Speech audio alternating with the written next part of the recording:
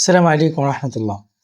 আমরা হজের মাসে আছি, সবাই হজ করতে মক্কা মদিনা যাচ্ছি এবং সেই মক্কা মদিনার যে সকল বরকতময় স্থান তার মধ্যে অত্যন্ত গুরুত্বপূর্ণ হলো জামজামা, জমজম কূপ এবং জমজম কূপের পানি।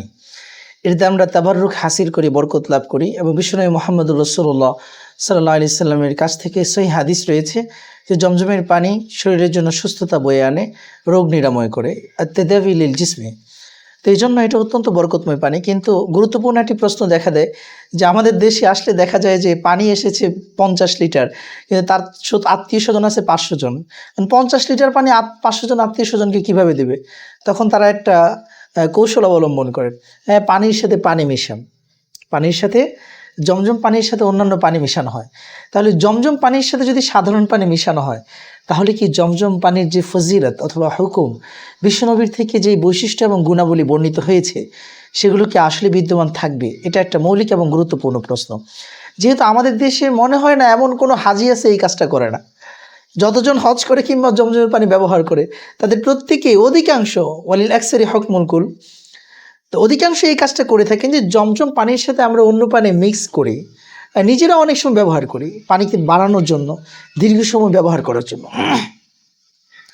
তো প্রথম কথা হলো বিশ্বনবী মুহাম্মদুর রাসূলুল্লাহ সাল্লাল্লাহু আলাইহি সাল্লামের সময়ে এবং সাহাবায়ে কেরামের সময়ে জমজমের পানির সাথে অন্য কোনো পানি মিশিয়ে তারা ব্যবহার করেছেন এরকম কোনো দলিল এবং প্রমাণ পাওয়া যায় না। এটা প্রথম কথা। ফলে উত্তম হলো জমজমের পানি খালেস, খাঁটি জমজমের পানি, এককভাবে জমজমের পানি ব্যবহার করা, এটাই উত্তম। তবে যদি পানি কখনো মিশানো হয়, তাহলে যেই পরিমাণ পানি মিশানো হবে, এই মিশানো পানির মাঝে যতটুকু পরিমাণ পানি জমজমের পানি থাকবে অতটুকু পরিমাণই ফজিলত লাভ করা যাবে।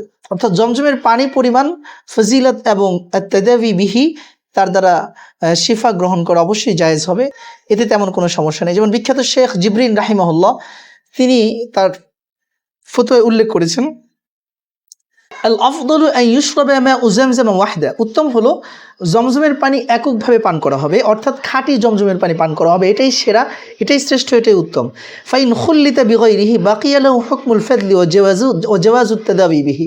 ফাইন খুল্লিতা বিগাইরিহি, যদি এই পানিটাকে অন্য কিছুর সাথে মিশ্রিত করা হয়, মেশানো হয়, তাহলেও তার যে ফজিলত এটা বাকি থাকবে, অবশিষ্ট থাকবে, এবং তার দ্বারা সেবা গ্রহণ করা, হ্যাঁ, রোগ থেকে নিরাময়ের উসিলা হিসেবে সেটাকে গ্রহণ করা, শিফা যেটা নবী করিম সাল্লাল্লাহু আলাইহি ওয়াসাল্লাম বলেছেন, সেটা গ্রহণ করা জায়েজ আছে।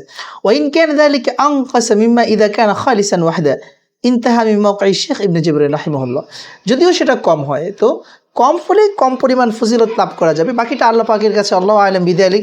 তবে আমরা আশা করি যদি কেউ খাঁটি নিয়তে পান করে, আল্লাহ পাক তাকেও সমপরিমাণ ফজিলত দান করবেন, কারণ মহান আল্লাহ রাব্বুল আলামিনের ভান্ডারে কোনো কিছুই কম নয়। আল্লাহ পাক আমাদেরকে সহিহ দ্বীন বুঝে আমল করার তৌফিক দান করুন।